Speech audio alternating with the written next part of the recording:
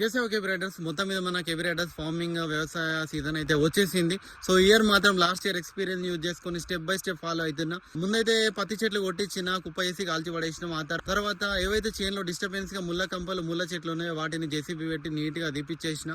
So adjust లో పత్తి చెట్లనే కాదు ఏవైతే డిస్టర్బెన్స్ ఉంటే అవన్నిటిని చేను మధ్యలో ఉన్నవి చేను రౌండ్ అప్ లో అన్ని దీపించిన. మనము సేంద్రియ ఎరువుల్ని నెగ్లెక్ట్ చేస్తున్నాం, కెమికల్ రసాయనిక ఎరువుల్ని బాగా వాడుతున్నాం.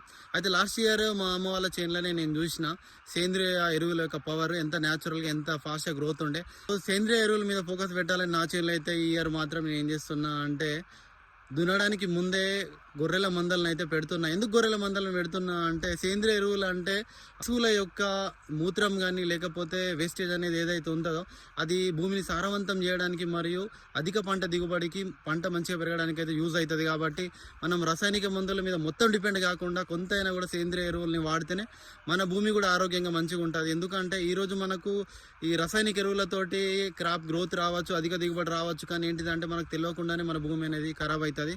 సో మనం భూమిని కాపాడుకుంటూ మనం పంటను కూడా పండించాలి.